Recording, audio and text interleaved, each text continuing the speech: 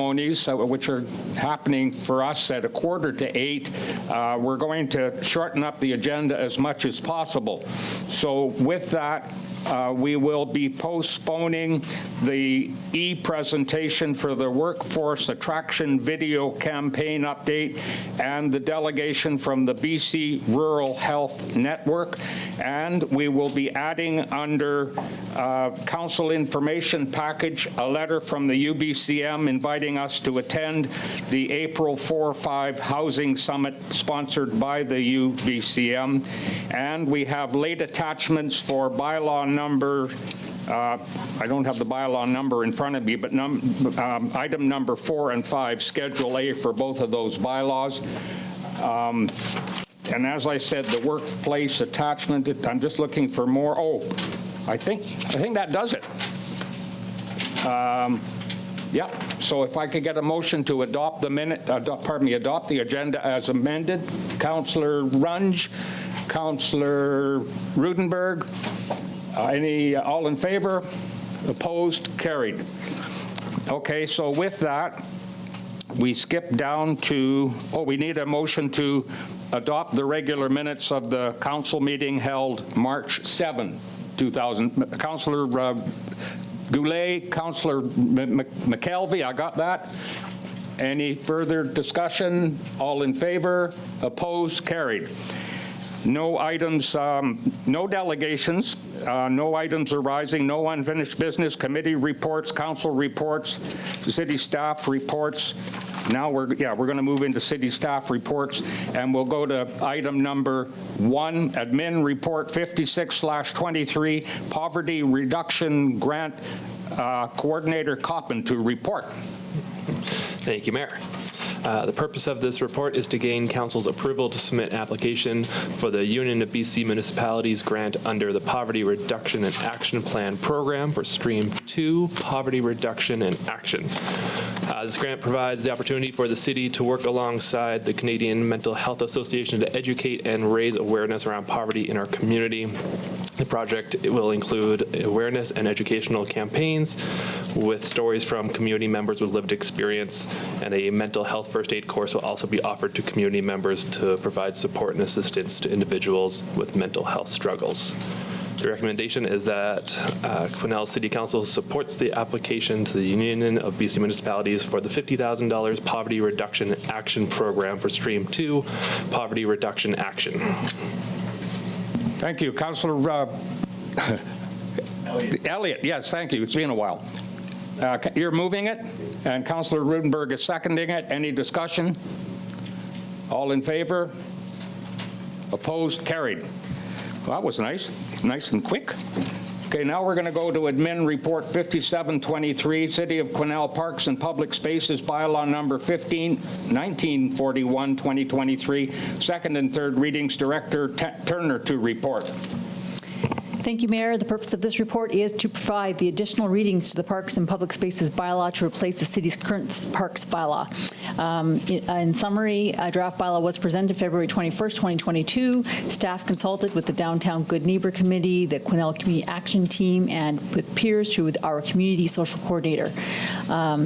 Should the bylaw be adopted, it's recommended continued discussions with the peers groups and temporary shelter users by bylaw services and the community social coordinator be continued following adoption of the bylaw. The recommendation is that Council provides second and third readings of City of Quesnel Parks and Public Spaces bylaw number 1941 2023 in the tonight. Okay, so we're looking for a motion. Any discussion? Okay, Councillor Goulet, you're moving? And I think Councillor Scott Elliott, you were seconding. Any discussion? Councillor Runge. Just a quick question to Director Turner. Was this also shared with our Indigenous partners? Like as we talked, as we went through all our consultations? Thank you. We did not share it specifically. There was discussions about it with at the same time that we were discussing the Vulnerable Persons Grant, and we'd be talking more about this in our roundtable meeting. Okay, any further discussion before I call the question on the motion? Okay, calling the question. All in favor? Opposed? Carried. Thank you for that. Okay, the next item is Admin Report 5423, Facade Improvement Program, and Planning Technician Hunter to report. Thank you, Mr. Mayor. The purpose of this report is to summarize the facade improvement projects completed and the financial rebates provided under the facade improvement program for 2022, as well as provide an update for the 2023 program.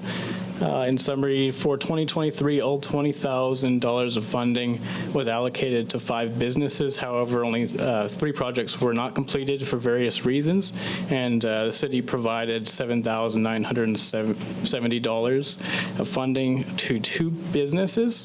The 2 businesses were Petro-Canada at McLean Street in Carson and Downtown Tigercraft Auto Center on Dragon Hill Road. The city received notice from NDIT that the facade improvement program will not receive any new funding for any community this year. However, the city can carry over and disperse the remaining funds that were left unused from the 2022 program. So there's no recommendation for this report as it's being brought forward for information purposes only. Okay, thank you. Any comments? Councillor Rudenberg. Thank you. So given that they're not providing any funding, your poster still says $20,000. So are we topping that up as a council, or does the poster need to change? The poster will need to change. Okay, thank you. Yeah, thank you. And Councillor Bick, go ahead. I just wanted to know if there's any uptake for this year, or you haven't begun your consultation or your announcements yet? We have several businesses who are sort of on a wait list from last year who did not finish their projects due to, it could be contractor issues was the main one, so not having contractors available for concrete paving and things like that. So we're going to contact them first. If they don't want to move forward, then we'll start advertising out for new applications. Okay, thank you. Anything further? And we don't need a motion. I just want to say that I sit on the Caribou, Chilcotin, Lillooet Regional Advisory Committee. In fact, we had a meeting today. And yes, I'll acknowledge that there's no local governments that are getting any facade grants this year, but I will say that looking over the list that Quesnel has done very well with NDIT. In fact, I would go to say very, very well, and that's thanks to our great grant writing, I'm sure, and that there's more good news coming down the pike, but it's not ready for release yet, so stay tuned. Okay, Councillor Runge. Yeah, thank you. So given, going on to Councillor Lorianne's, Ms. Rudenberg's, I'm sorry, question. Given that the grants sound like they've already been used and we're just waiting for people to finish their projects from last year, will this poster even be required? If the projects move forward from last year, then we might not need to use that poster for this year. But it's really dependent on what businesses come back and say, yes, we want to do this project still. And if we don't have all those funds allocated, we'll redisperse to other applicants as we. I'm just thinking from a business perspective. Like so let's say, as a business owner, I was looking at this. The probability of me even applying for it, given that the funds are not coming as new funds and that the funds have already been dispersed or possibly dispersed to the people that are completing from last year,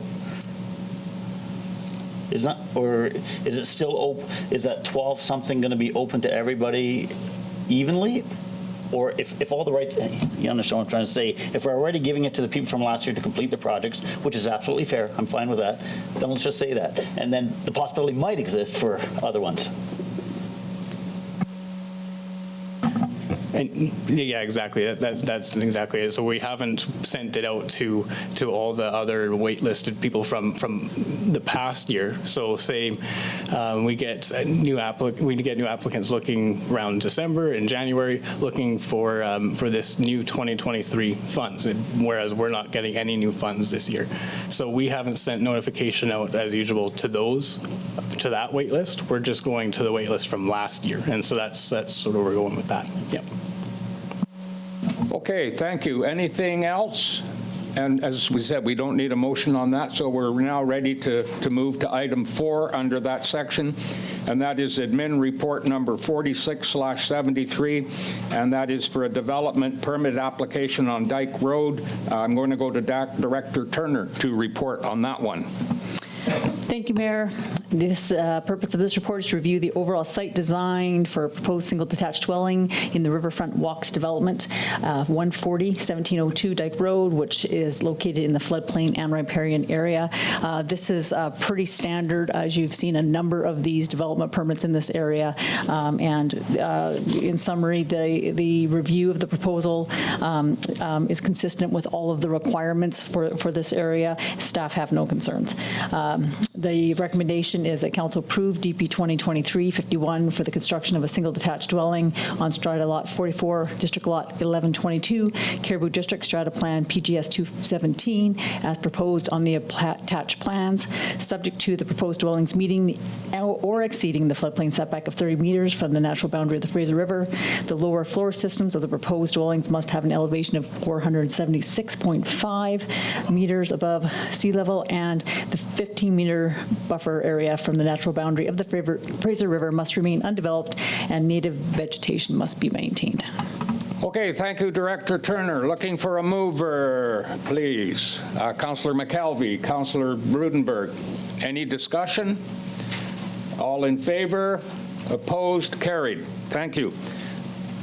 Now we're going to go to admin report number 4823, and that is development permit number 142-144-1702 Dyke Road. Director Turner to report. Thank you. Similarly, Mayor, this is for developments in the Riverfront Walks strata development. This is a pre-development plan from ICON. We have seen this before. They have come prior. They have built up all of the houses they have previous development permits on, and they are looking to plan out the next 3 houses. Again, there's no concerns with this.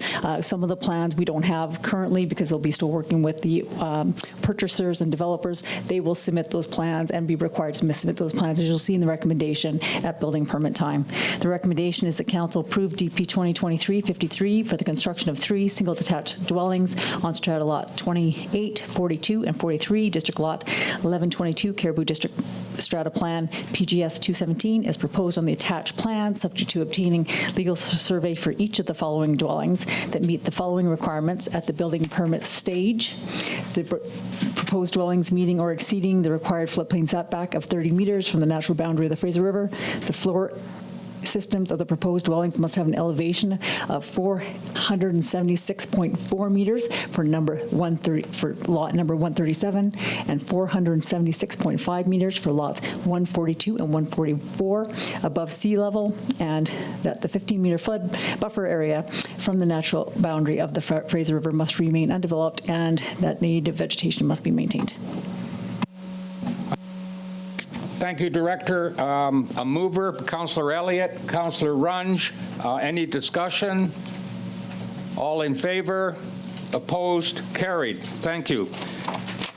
The next report is from the Chief Building Official, and this notice of title on Quesnel property 458 Hashi Lane. Thank you, Mayor, and it's 468 Hatchie Lane. The purpose of this is to obtain council direction regarding placement of a notice on title at 468 Hatchie Lane. Excuse me, could I just get you not to come up until you're called, please? Thank you. Multi-unit residential dwelling. In summary, subject property has been identified by the chief building official as being in contravention of the City of Quesnel building regulations. Property owner has been given reasonable time to bring the property into compliance. McClaney Slope Condition Assessment Report noted that the residents would be able to reside in the units in the short term only if 4 items listed below were completed, but the structure would not be safe for the intended use in long term. Seeing that none of the items were addressed over the last several years, I would suggest this building is no longer safe. failure to place a notice on title on the property could result in third-party liability. It is a recommendation that, as per Section 57 of the Community Charter, Council approves the chief building official's recommendation to file a notice on title for the following property. 468 Hatchie Lane is in contravention of Section 7 of Building Bylaw 1550-2003, and that Council directs the corporate officer to file notice with the Land Title Office stating a resolution relating to the lands has been made under Division 8, Section 57 of the Community Charter, and information about the conditions may be inspected by City Hall, at City Hall. Thank you. Just a question to staff. I can't see it in the report where the proponent is permitted to speak, but I understand that the proponent is allowed to speak if they so request. Okay, so before I go to a motion on the recommendation, I would then invite the proponents to come forward and state their case, and then we will entertain a motion pursuant to the recommendation. And when you do come up, please state your name and your residential address, please. Thank you, Council and Mayor. My name is Navdeep Kangura. I live at 467 Adams Street. Response to this, oh yeah, sorry. In response to this, there's a geotech was asked to do this in 2016 with the previous owner. It's been sold once over to another owner, and they're dealing with that owner. We did a land title search and everything. This is the first we're hearing of this, and it was told to be a recommendation going forward to getting it put under title of notice. So we didn't have any knowledge of this land slippage or whatever the problems that were occurring in the back of Hatchie Lane.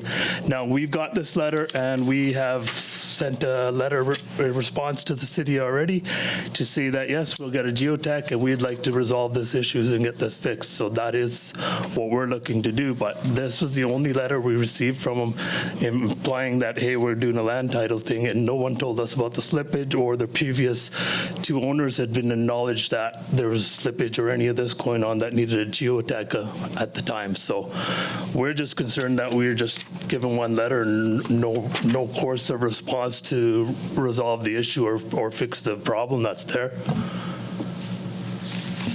Okay, thank you. Is there anything further from either of you two gentlemen? I don't know. No, we did send a letter. Oh. We did send a letter to the city outlining what we'd like to do, and it was sent by our lawyer as well. So we did respond because we wanted to make sure we could get this resolved without having to do this, because we would like to fix it, and we would like to get the geotech there. So that's all we're looking for. We just were shot off guard with this letter. So if I'm to read this correctly or hear this correctly, what you appear to be asking for is an extension of time and to be determined as to how you can resolve this matter legally and also with your geotechnical professional. Yeah.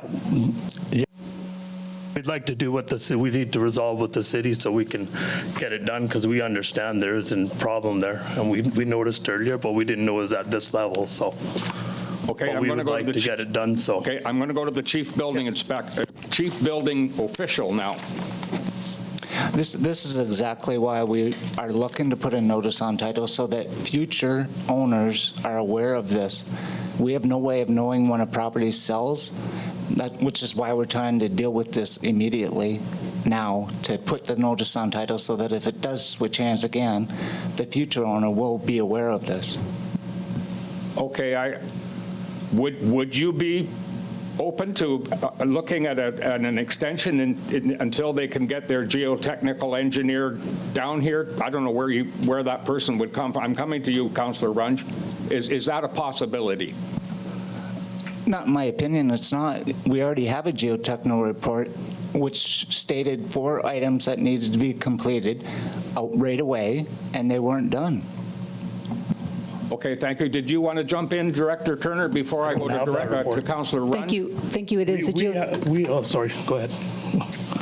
It's actually a geotechnical assessment. They very clearly state it's not a full report, and that a full report ought to be done. And there's some very big concerns about safety here. The report actually states there's some concerns about structural. We've been working very diligently trying to get, and being very patient with property owners and trying to get them to move along on this. The property did sell. The person from the original person that identified the slope hazard, after they acquired the geotechnical assessment. The new property owner actually brought us the geotechnical assessment report. It wasn't even the previous owner that gave it to us, or the geotech.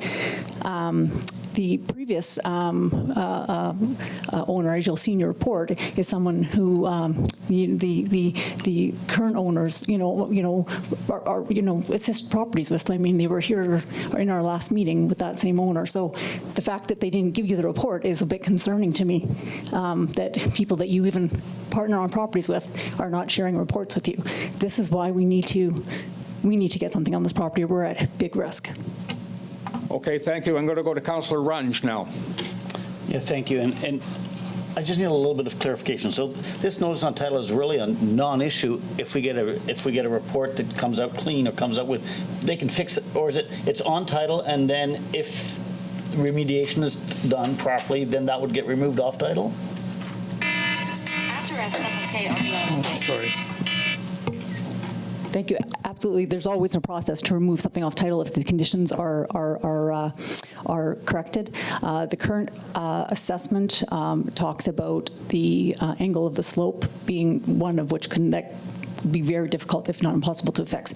But that's just the assessment. That's just a geotechnical assessment. There needs to be a report. Further reporting. Okay, May I- so, May I, sir? yes, go ahead, please. Sorry. My only thing is that we, just because other people didn't share as a purchaser, so they didn't share, you're implying someone should be telling us stuff, but what's happened here, we were not given a report. We actually came to the city after we got this letter and got all the reports out for everything and sent them up to my lawyers in Vancouver, and they've already sent a letter, and we are getting a geotech, and we just want to, we didn't, just because we weren't informed how she feels that we should have been informed by someone else. We did all our due diligence by doing the title search and so forth. It wasn't there. I understand that they worked with other members and the other owners, but that's not us. We're being painted in the same brush as them, and we don't want to be painted that way. So we'd like to resolve the issue, not be a part of that. They should have done the land titles from that. They've been waiting from 2016 to now, and now they're doing it to us. So I don't understand. It's been 5-6 years they could have done this. So I'll go to Councillor, I'll go to Director Turner. Thank you. We should also note that the current property owners never requested any information on this property prior to purchasing the property, which some of these things would have been shared. We've shared it with a number, and just so you know, we've had about nine requests to purchase this property over the past few years, and we've consistently provided people with information that there's information on the property. Okay, I'm gonna cut it off here Okay. because we're gonna go back and forth, Yep. but I will ask you one question. Yes, sir. That in the unlikely event that you would be granted an extension of time, and I said unlikely, how much time would you propose? This is a very large project. We need this summer to get it done. We are just looking for the geotech. Yes, we are looking for the geotech engineer. My son already contact couple in Vancouver, and we need this summer. We are going to fix the problem. This problem is from 2015, and it's keep going on. In 2016, the old owner have a geotech report, but city did not ask to get that report till 2018. The property was sold that time. We got this problem the first time the city letter, I have to talk to 2 lawyers about that because they did not give any time for us to fix the problem. Okay, I'm just going to stop you right there because at least I didn't hear, or maybe I didn't understand the answer to my question, and that is, how much time would you need in the unlikely event that you would be granted an extension of time? So we've already sent it to my cousin up and his son up in Vancouver to find a geotech. He's already in the process of looking for one. Now, I don't know what the process is after that, when he comes down, does all of that, and what it takes to repair. We won't know that until the geotech comes, so I have, and we'll only know when he tells us when the geotech's coming, so he's already looking for one. I think we're, go ahead, Tanya. We are more than willing to work with them on getting a geotech and all of that. We still recommend the notice on title to ensure that nothing happens in the interim. I mean, remember, this is where we were in 2015. We worked with the property owner to get notice on title. This is exactly what happened. I'm not painting you in the same brush, and I do feel like, I mean, but it's a buyer. It's, you know, that buyers have to do their due diligence, right? And we can't be in this situation again, for sure. We're more than willing to work with them, but we're probably even going to have to talk about getting an assessment and maybe doing a remedial action if there's any dangers to that property. Okay, I think that we're at the end of the road here, and City Manager, go ahead. Thank you, Mr. Mayor. I would just like to point out, and it probably was a little bit obvious in the discussion about how long it would take to get a geotech. And I say this with full respect to the proponents, full respect. But geotechs, as you know, can take a while. We're not hearing a definite plan with a definite date. I think what that does is it creates a lot of potential for more liability on the city side if we don't go ahead with notice. And we heard directly from the proponent that they purchased the place. It had problems that they didn't know about because council hadn't put a notice on title.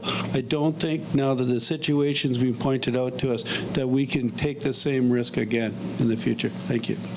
Thank you, Mr. City Manager, and I think the rest of us can empathize with the conundrum that you're in, and you know, the fact that you bought that property unknowing about what the problems were, that what staff is doing is making an effort to ensure that that doesn't happen again.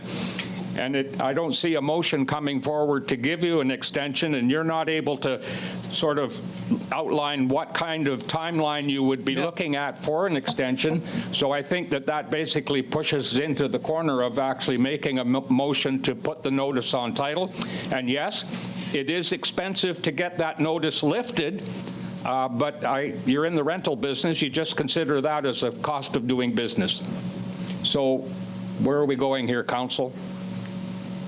Do we have a motion coming? Councillor Vic, Councillor Rudenberg, seconded Councillor Rudenberg. Is there any further discussion? All in favor? Opposed? Carried. I'm sorry it didn't turn out the way that you would want it. I hope we can work on this. But I know that you're going to work. Have many issues on the future. I hope so. Yeah, we tried our best. Yeah, no, that's fine. Okay, thank you. Have a good day.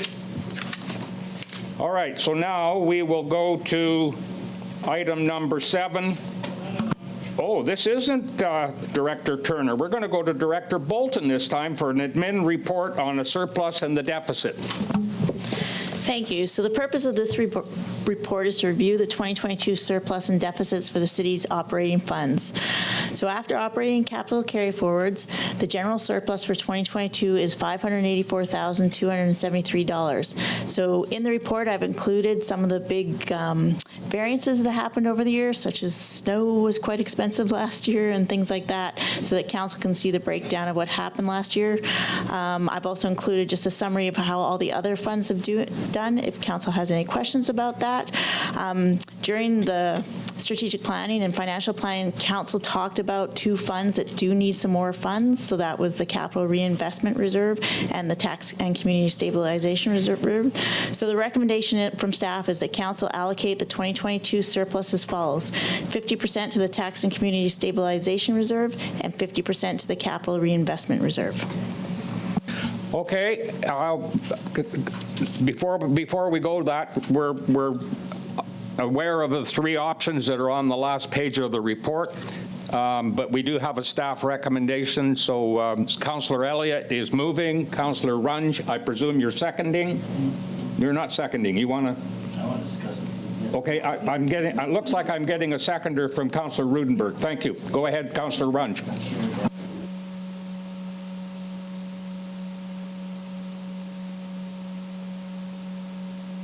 I hate going first, but I'll go first anyway. I do appreciate the recommendation that's on the floor. I would like to have a discussion about it first and then possibly change the recommendation. I believe the extra tax income for inflation that we put into our budget last year, which was a tax item for our population here in Quesnel, if there'd be any way to return some of that to lower taxes for this year, because it was something that we taxed for that didn't happen, so that maybe return that and then do the 50-50 as discussed. The challenge is noted in my options, just so council is very aware. If we use any of surplus to reduce taxation, it means next year we'll automatically have an increase of the amount that we use to reduce surplus. It's council's choice, but there is that implication for next year's budget. Yeah, and I actually took that into consideration. My feeling is that if we tax our population for something that we really don't use, in this case it was for inflation, it was an extra tax income for inflation. I feel that we should return that to our taxpayers as soon as possible. And if it means next year, because I actually believe that we should actually be having a deeper dive on all our items with regards to the future and the snow budget and all sorts of things. But I really believe that that's important, that if we take something that, in this case, for the inflation, and it wasn't used, that we somehow return it to our population, and then we deal with the other, expenses. Director Bolton. I just want to clarify that it wasn't not used. Like, obviously, some of that covers the snow costs and everything. It was just one of the variances compared to the cost, because we just had that extra fundings. But obviously, if you look at snow costs that used up a lot, there was just a lot of other additional income and lower expenses that offset it all, right? But obviously, our fuel costs were a lot higher than expected. Okay, thank you. Councillor Vic. So, Director Bolton, are you able to estimate out of the $245,000 that we tax for to account for inflation? Can you estimate on, because of natural gas costs and various other things, how much of that was needed for that particular line item? Yeah, that's a tough one. I would, probably 150, 200 of it was probably used. But I just also want to point out that next year, recognize that we'll be negotiating with QP, so for a new contract. So there might be some heavy hits to next year's budget too, just for council to be aware. Okay, so we do have a motion on the floor that is basically the recommendation, and I'm not hearing anything different or any amendment. That's right. The motion on the floor is for the recommendation. Councillor Runge, for a second time. Yeah, because I guess then I have to put it on as an amendment to have it either defeated or passed. Hearing what Councillor Vic just said, if there was $100,000 that wasn't used for this inflation amount, I'd love to have that removed off that 50-50 and put into this year's tax savings for our population. Councillor, lost your name again. Rudenberg. Are you going for an amendment, or are you just going to comment? Well, I guess somebody needs to second that amendment before I comment on it. Okay, so you're seconding. Sure. Okay, so I have Councillor. Doesn't mean I agree with it. I'm just putting it out there on the floor. I understand that. You're seconding for discussion. Thank you. Councillor Runge made the motion for the amendment, and Councillor Rudenberg seconded it for discussion. Thank you. This is directed to Ms. Bolton. $100,000 means how much off of somebody's tax bill?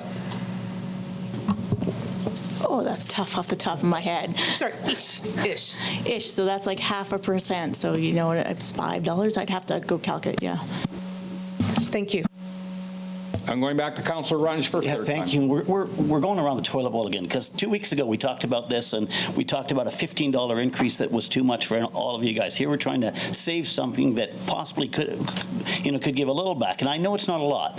We understand that $100,000 doesn't make a big dent in but it shows our sincerity that we're trying to work with our population. That's how I feel on this. Thank you.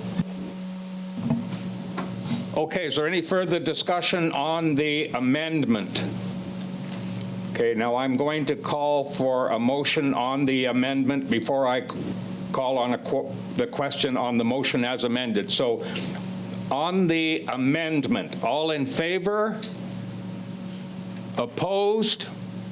Defeated. Now we're going to vote on the motion. There is no amendment, so we're just basically voting on the main motion, which is the recommendation. All in favor? Opposed? Carried unanimously. Thank you for that. Okay, is there anything further on that one before we move on? Put on my cheaters here.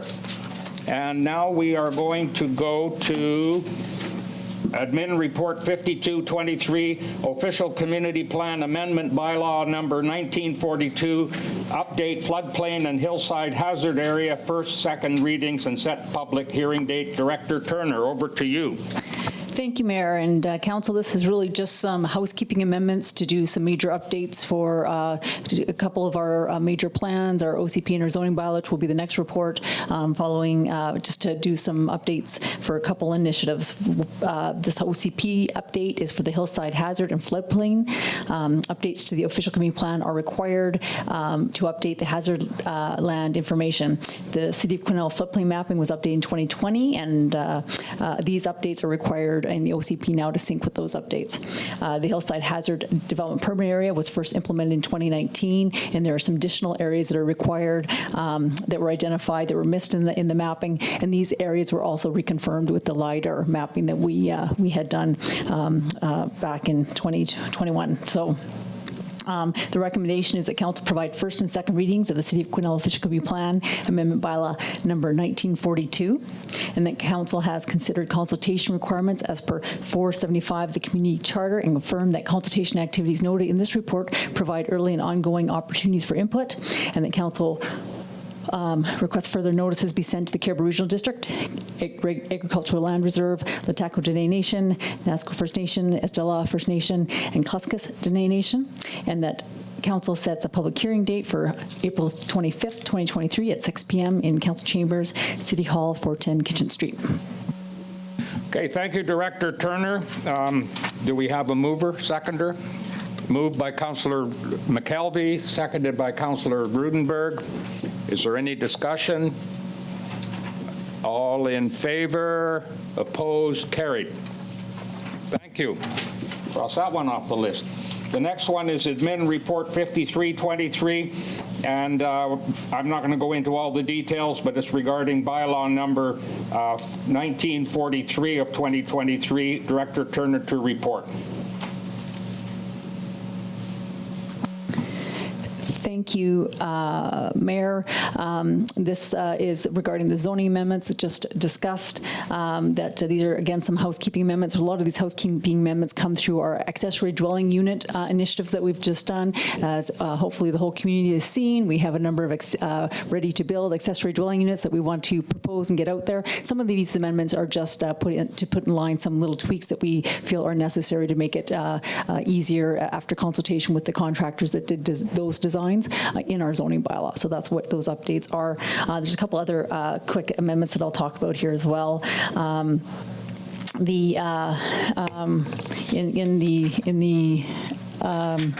In the Schedule A changes, in Schedule A, there's a policy items are listed and attached to the report that lists all of the items in detail. They're very boring in terms of setbacks and that sort of stuff. I'm not going to go in detail, obviously, but they're all there. And again, just to make our lots a little bit more, or our policies a little bit more conducive to getting some of those accessory dwelling units built. But there's also a noted error on Hoy Street. We actually did take that out of the proposed bylaw. The area on Hoy Street that had a mapping area, it was determined that it wasn't appropriate at this time to put that in this amendment. It just didn't fit with these housekeeping changes. We want to do it with a little bit more consultation with those areas of that Hoy Street neighborhood. So the recommendation is that council provide first and second reading to City of Quesnel zoning amendment bylaw number 1943, and then council set a public hearing date of April 25th, 2023 at 6 p.m. in council chambers at City Hall, 410 Kinchin Street. Thank you, Director Turner. Councillor Runge, are you moving? Thank you. And Councillor McKelvey, you're seconding, aren't you? Thank you. Okay, is there any discussion on the recommendation, what you just had read to you? So all in favor? Opposed? Carried. Thank you, Council. Next item is City Staff Report number 49, 2023, and this from Director of Capital Works and Infrastructure, Fraser Footbridge Landing and Trail Lighting. Thank you, Mr. Mayor. Purpose of this staff report to update status and receive council direction on the footbridge landing and river trail lighting project. This is a summary. This project received a Northern Development Initiatives Trust grant in 2020 for waterfront development and is 80% grant funded from the NDIT Strategic Initiatives Fund. The overall budget for this entire project in 2020 was $1,069,449.52, with the landing and trail lighting portion of the project budget at $931,549.52. With long delays due to a number of reasons, including archaeological permitting, field work, reporting the pandemic, inflation, and supply issues, construction of this project has not started. The adjusted design work was completed in 2022, and the tender for this project closed on March 7th, 2023. 2 bids were received from qualified contractors, which both exceeded the available remaining budget. However, 1 bid was rejected for not meeting the instructions to tender. Due to limitations of construction, no viable options are available to reduce the scope of this project to fit the remaining budget. The additional funds required to complete this project as tendered, including contingency, is $418,000. Recommendations that council provide direction to staff on next steps for this project. Okay, thank you. Councillor Elliott, you're on. Thank you, Mr. Mayor. And to your point earlier about Northern Development Initiatives, they have focused on Quesnel a lot, and we've gotten a lot out of them. And this is another situation where they're willing to put up 80% of the budget for an important infrastructure taking place in the city. So if we can get the money from the Growing Communities Fund or the gas tax to follow up on it and make it completed, then I'm all for it, and I would move the recommendation, Mr. Mayor. Thank you. So there is no recommendation, so you're moving exactly that we right. proceed ahead with the project? Yes, sir. Thank Based you. on the report. Do I have a seconder? Councillor Rudenberg? I do have a, okay, Carrie? Just to clarify, the resolution will need to include which fund the funding is coming from, and also that the project is awarded to Fresno. Okay, thank you. If we proceed, yeah. So you're looking for council direction as to where that funding is going to come from. Councillor Elliott. Yeah, that's how I understand it. But in the report under financial implications, if we go for the Growing Communities Fund, it is provided that it meets the requirements of the fund. So it's hard to. Yeah, it actually, sorry, I can update now because we have received the letter that you look at. It meets the requirements of either one of them. They both have active transportation within their funding. So we can take it out of gas tax, or we could take it out of the new funding that we just received. So do we need to specify that in the resolution? Yes. In order for me to build it to financial bylaw, it needs to be specified by council. And so Councillor Elliott, are you specifying which way we're going to go? No, I would like the recommendation to come from staff on which one we should apply for. At this point, I'll recommend the gas tax because the communities fund, we've got to sit and have a conversation about where we want to spend it. This would be put our gas tax funding quite low, but we do get another allocation next year. Okay, so thank you, Councillor Elliott, and I have Councillor Rudenberg seconding. Before I call the vote, I just got to ask a burning question. That this is a project for a bridge that is completely above ground. Why would we need an archaeological consultant? City Manager. Thank you, Mr. Mayor. So this is a project actually for the bridge entry on the downtown side, so to rebuild the front entrance to that footbridge. But most of the project is for the trail work along from the bridge up to the hospital, and there's going to be lighting installed on that strip of the Riverwalk. And as council would call it, and there's a very long time lag on this project. But as council hopefully recalls, the lighting there the thought is that it will open up that venue for the ability for people to be able to use it for walking in the evening or in the winter months when it is dark in that area. And that incremental lighting, and as soon as you're digging into the ground on that trail, it's such a high probability area for archaeological finds. So anytime we're digging into the ground, particularly along the riverfront, it requires that archaeological review process. And then what happened is from the start of this project to the final stage where we're at now, our archaeological review process completely changed. The city went from having a chance find process for archaeological artifacts to moving to the industry standard, which is a blanket approval and work done by Stantec and approval by the province of the archaeological program. So very significant change to the process, which resulted in, frankly, I think probably about a 1.5 to 2 year delay. And then that, of course, resulted in the massive inflation numbers we're seeing in this project, which is one of the contributing factors to the increase in the cost. Sorry for a bit of a long-winded answer, but that's kind of the background. Thank you for that, Mr. City Manager. And I'm sorry, but I was looking mainly at the bridge and the entrances to the bridge. But as soon as you brought the trail into it, I could understand the reasoning. And I can tell you that in my involvement with the New Pathways to Gold, I'm sure that our little society keeps a couple of archaeological consultants going. Councillor Runge. So just for clarification, so that archaeological study has already been completed? Yes, we received that first level of permitting from the province. So that part has been done, and what happens with that process, and I would actually, if council wants to hear more about it, we should probably hear more from Chris Colbin, and the Director of Capital Works, who's very up on this program because he struggles with it on a regular basis. But it has, that first approval process has gone through now, and we are clear to go ahead and work on this project. And like I say, I'll put a note for Chris to talk to council about what that review process looks like. So if I may, so my question, so if we were to approve this, then the archaeological digging would begin, or we'd do further second steps, sonar, different types of things? Thank you. No, the archaeological review on this project has been completed. So we can proceed now. That was the time frame that it took to get that archaeological process done and completed. Thank you, because it clarifies the money amount, the request, because that request, if we have a long delay, it could spiral much higher. And just for clarification, I believe we're now at a 50% coverage of this.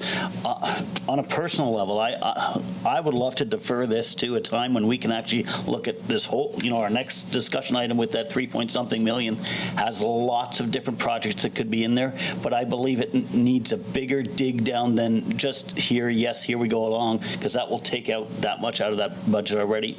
And if we're okay with that, that's fine, but that was my reason with regards to looking at all the projects that we have and that we could use to help us out.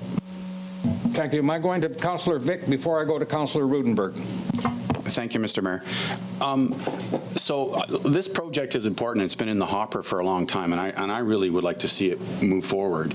Are we by taking the gas tax route, are we taking away potential revenue from another project that's already on the books? Is it encumbered in another way? I would feel more comfortable earmarking cash from the other fund, but no, it's gas tax that hasn't been allocated. Yeah, so it's funds currently sitting in the gas tax reserve that we haven't allocated to a project yet. Okay, that makes me feel a little better. And then the second question, and I'm not experienced with a tendering process, but we had 2 bids, one fell through, so essentially we're going with one bid. Are we comfortable with that? And I know we've dealt with Fresno before, and we've had good work, but it seems that we lost that competing bid, and I'm hoping that we've gotten the best value we possibly can. Does the staff have a response to that? That's a big question mark.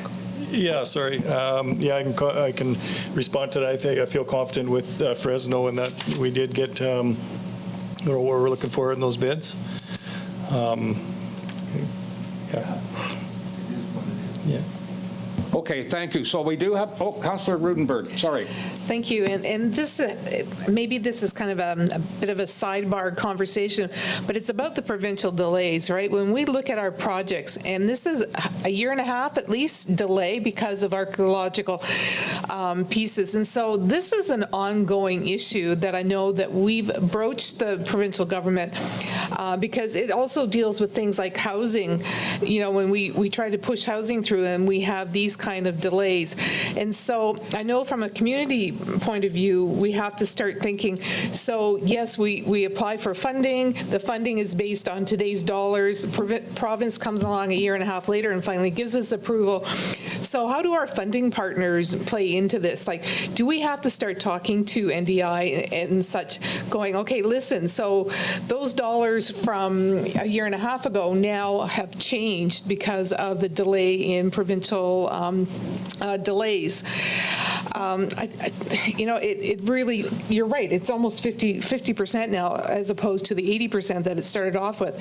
So how do we make the government stand up and take notice that their delays are costing communities money?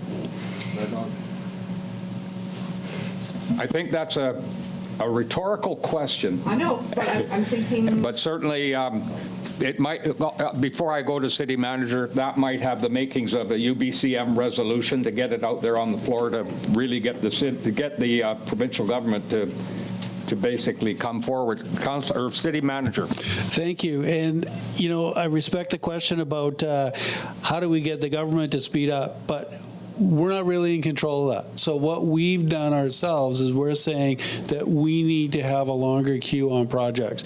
If we know we got projects coming up 2 years from now, let's get those out to archaeological review, the ones that need them, so that our ducks are all in a row, so to speak. So that's the angle that we're taking. And then, to be fair to the province, we changed our archaeological review process from the start of this project to the end of this project is right when that changed. The other project that got delayed quite a bit because of that change was the RV park. As you'll recall, there was a long lag, and that would had some impact on the cost as well, because that's when that process changed. So I don't think moving forward, this is we can expect that this will be the new norm. I think we'll be able to work around this, and I think we take some of that responsibility for that lag because we did change process ourselves.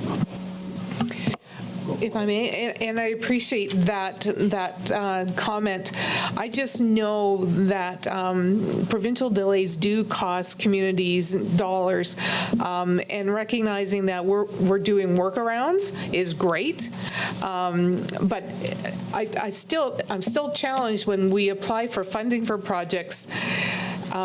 Maybe moving forward, maybe it might be different, but applying for funding for projects and then having those kind of delays, I get that, because we changed the scope or whatever, or how we do our end of business.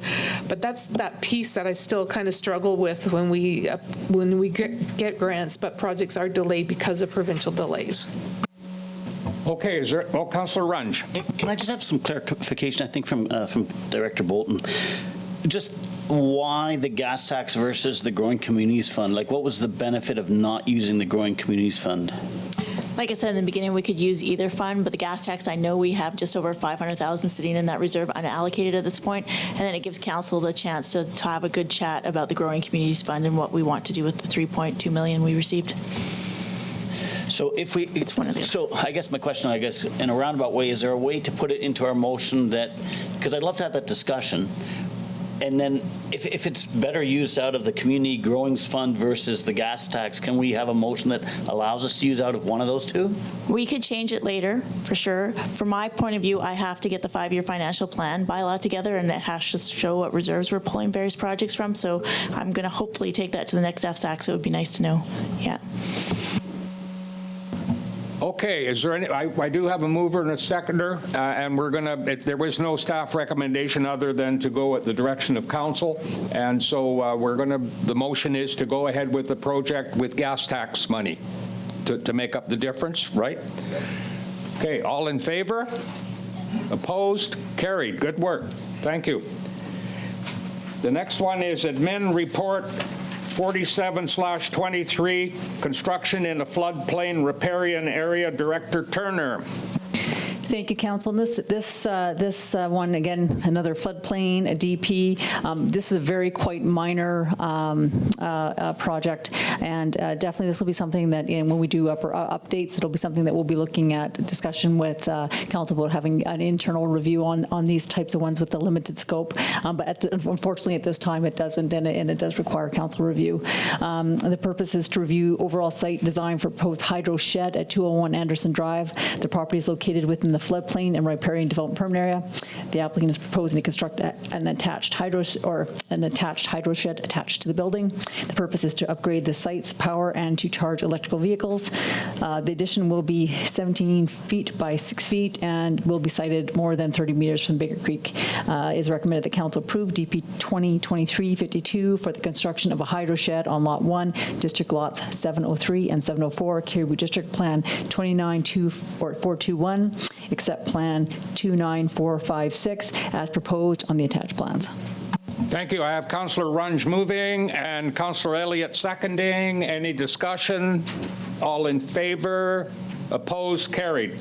Thank you. That one went through nice. All right, next one is the last of the city staff reports, and this is admin report 55/23, temporary use permit for Icon Homes on an empty lot on Highway 97. Director Turner. Thank you. The purpose of this report is to inform Council of a request for a temporary use permit application on an empty lot along Highway 97 North. The applicant wishes to use the lot for refurbishing and rebuilding modular units, office units, which does not meet the regulations under the C4 zone. In summary, as I've discussed, as you will recall, we did a development permit for the applicant to utilize this property last year, and they have been doing so, but they'd like to change their use, and this is what this property describes, this report describes.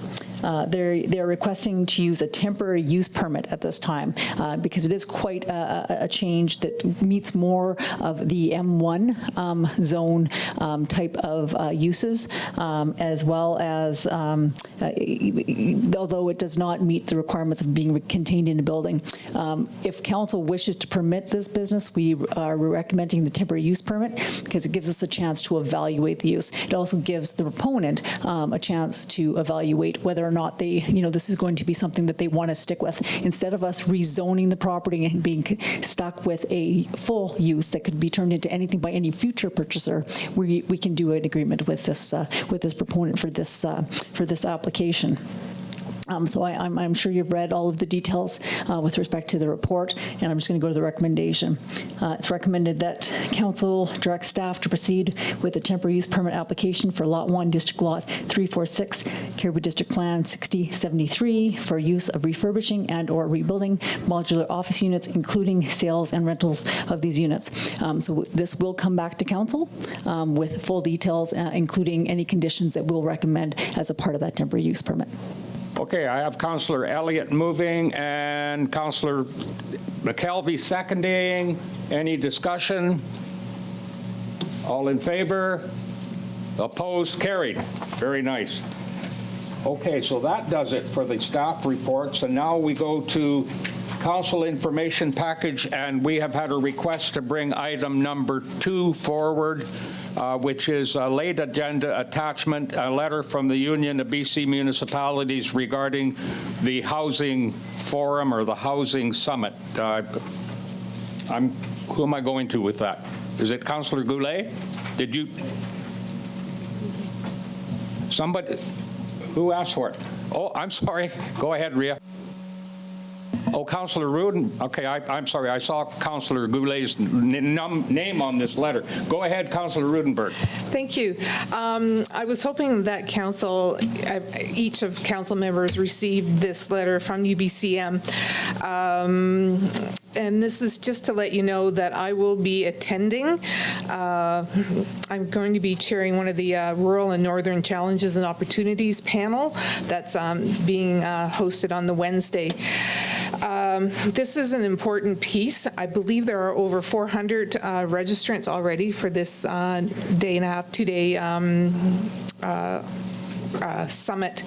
It's kind of UBCM's opportunity to try and get out front, knowing that we have legislation coming down from the province in regards to housing and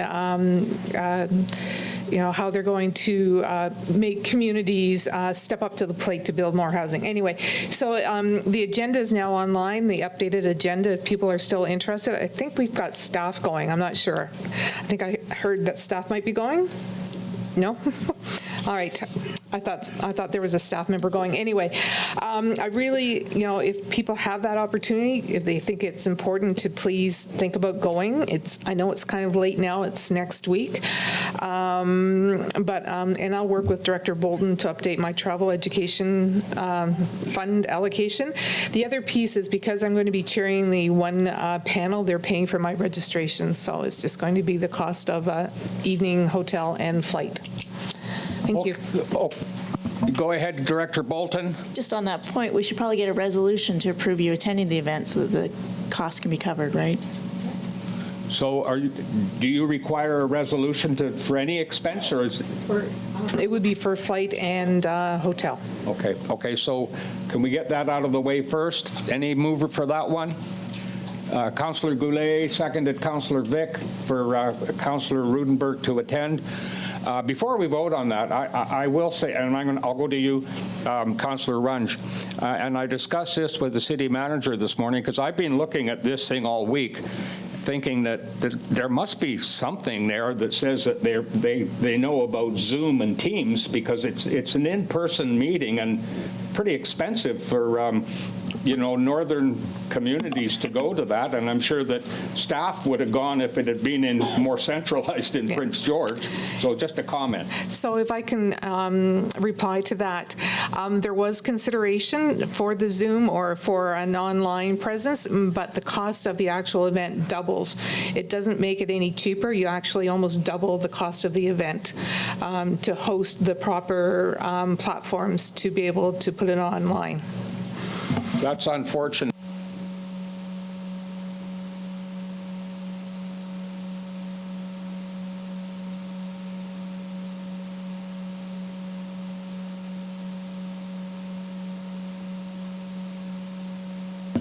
So just for clarification, that's coming out of council initiatives? We actually have a lobby budget and the travel budget that we could take it out of. Yeah. It's just that in each individual councillors, we only have UBCM and NCLGA. We don't have other events in their accounts. Councillor Elliott. Thank you. Just for clarity, I thought you said you were going to be there. I've been asked to chair a Rural and Northern Challenges Opportunity panel, so they're paying for the registration fee. That's it.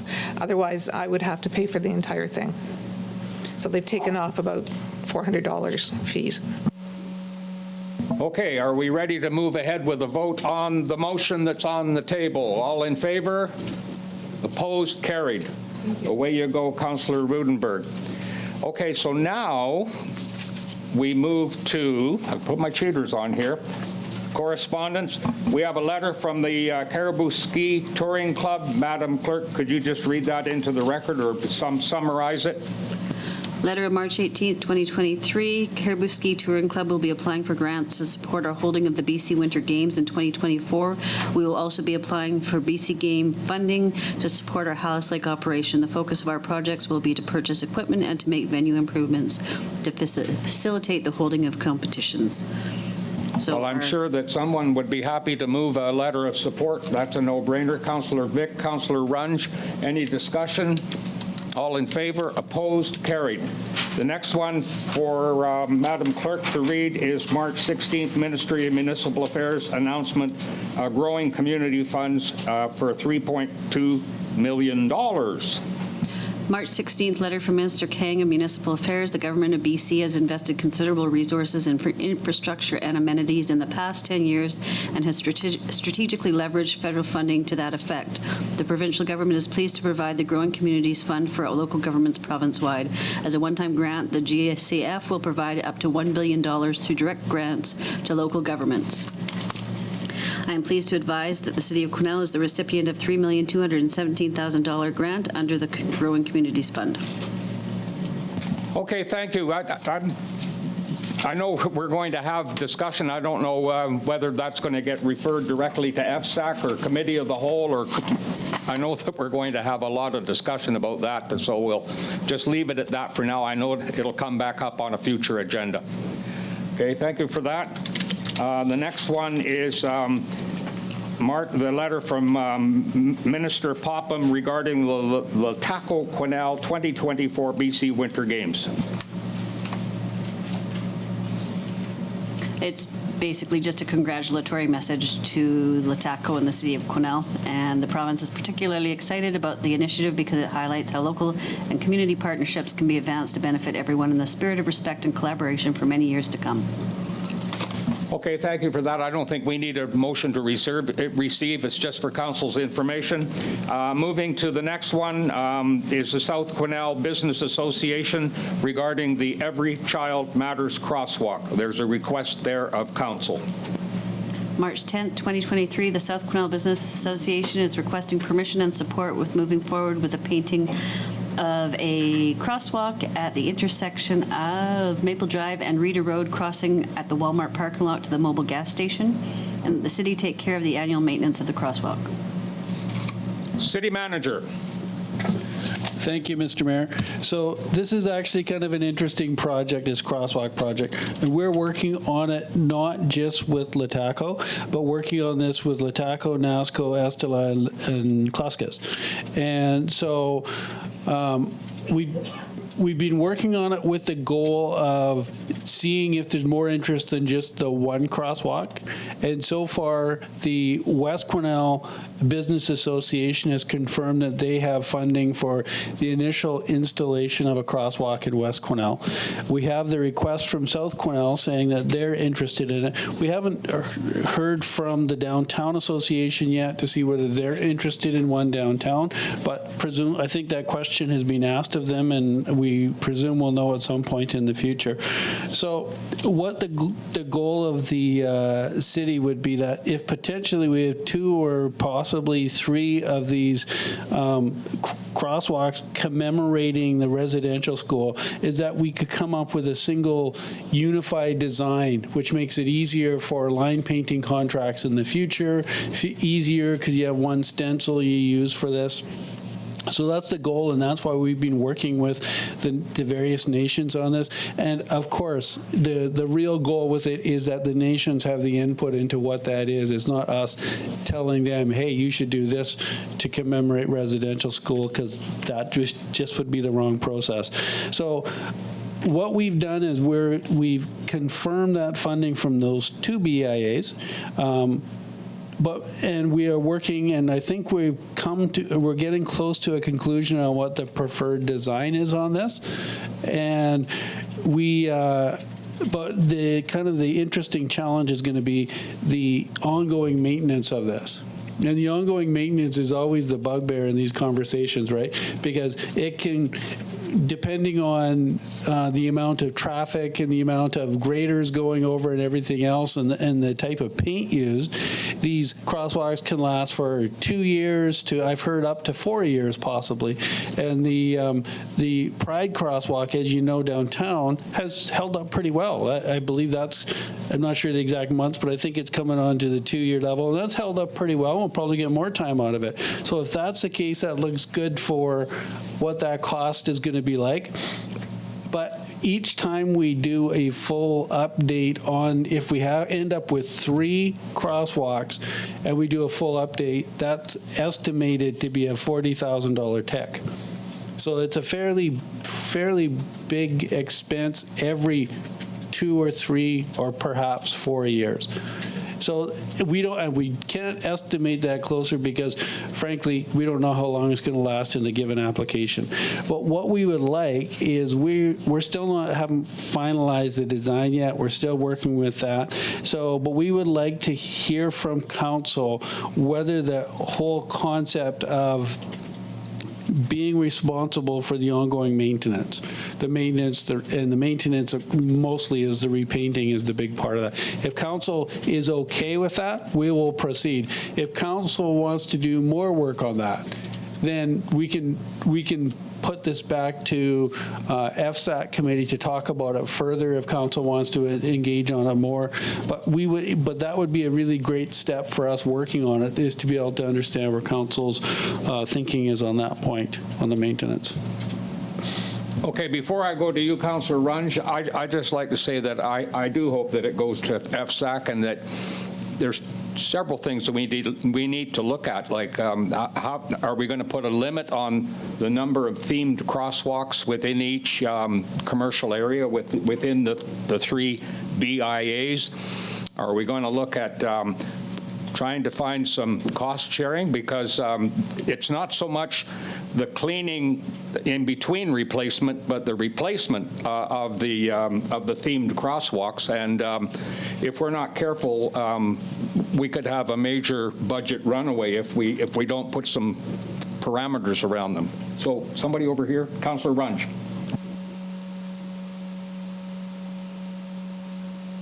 I'm sorry, your 40,000, did that also include the crosswalk by the Royal Bank there?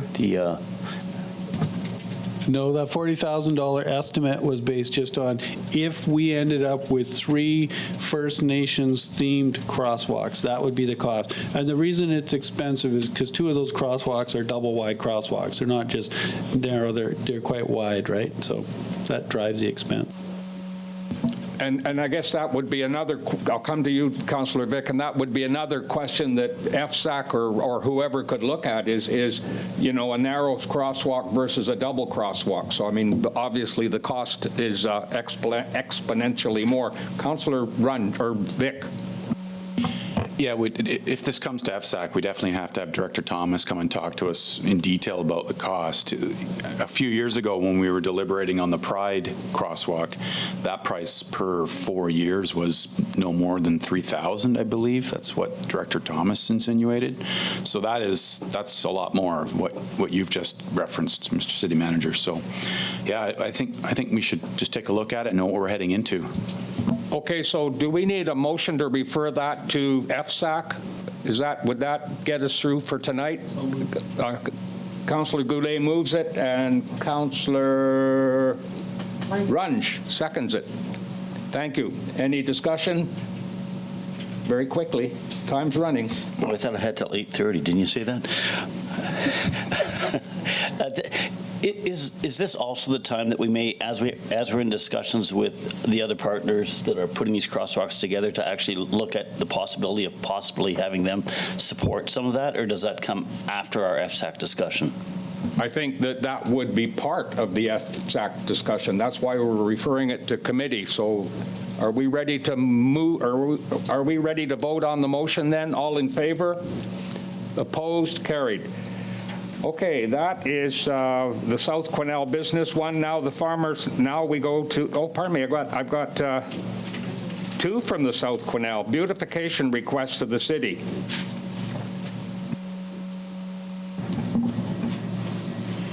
March 10th, 2023, South Quesnel Business Association has been working towards some beautification projects.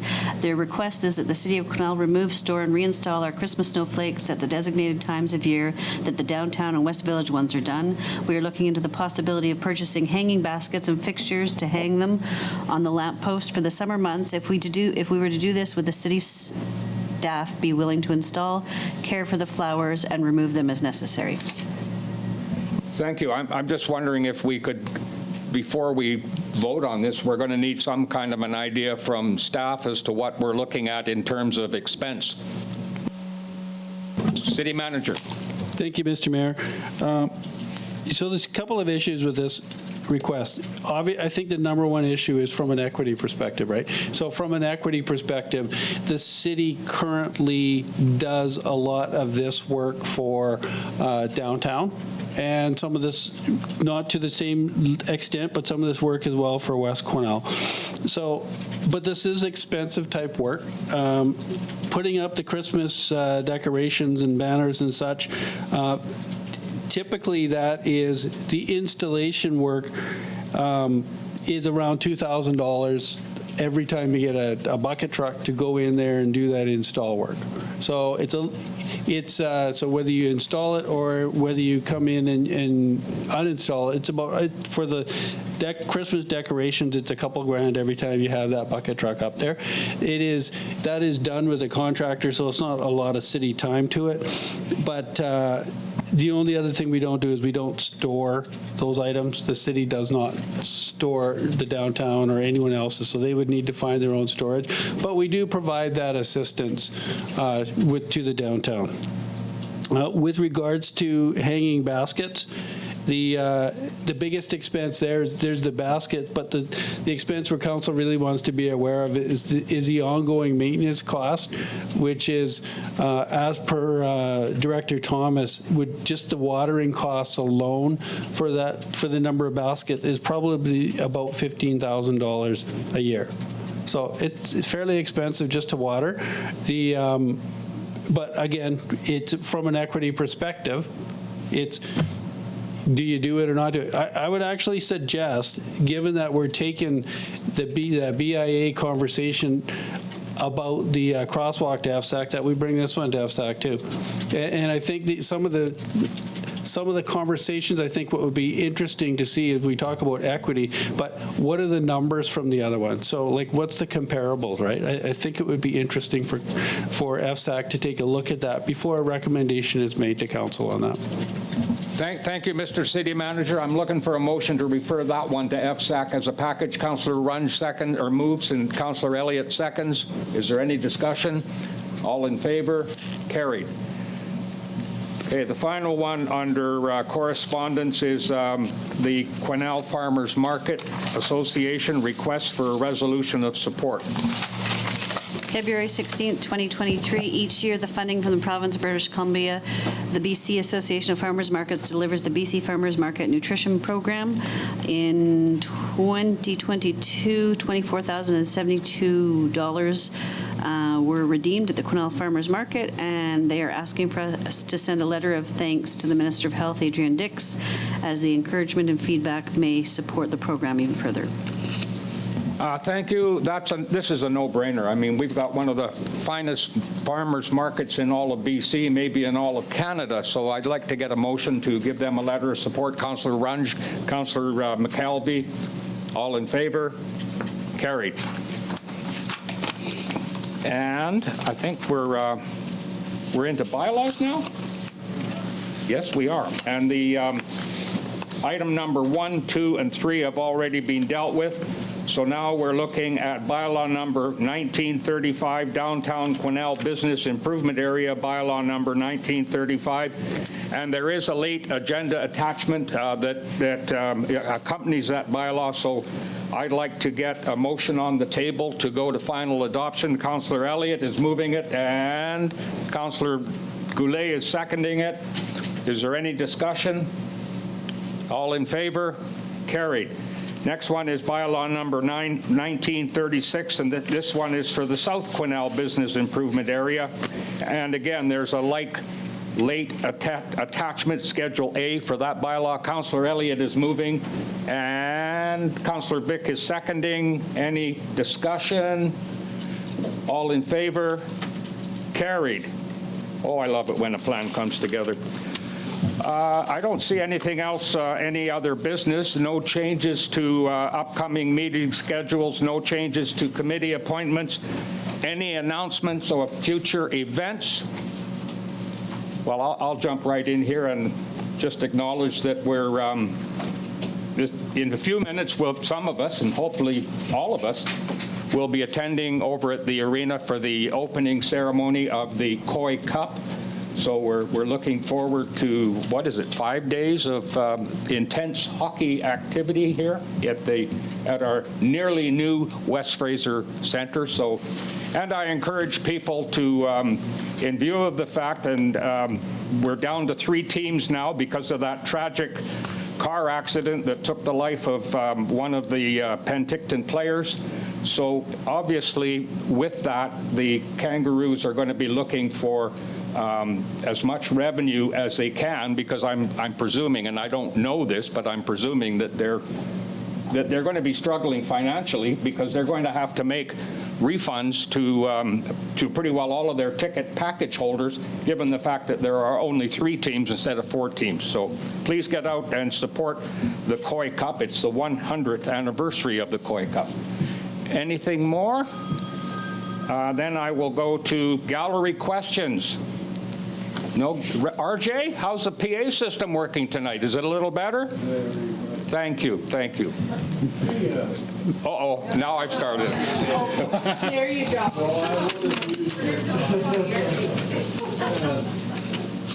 Just protocol says that you got to say who you are, where you live, and where you go. RJ Prue from 382 Rodis Drive. And I'd like to remind you that next month, at the end of the month, the 26, 27, and 20, no, pardon me, it's 28, 29, 30th, is the Country Bluegrass Festival at the Senior Center. This is a baby that I carry for many years, and City Council were always so supportive, and also our businesses. So thank you very kindly, and we appreciate your help. Thank you. Bye-bye. Thank you, RJ. You never look a good invitation to the front down, do you? So thank you for that. There being no further business, I look for a motion to adjourn. Councillor Rudenberg, Councillor Runge, all in favor? Carried.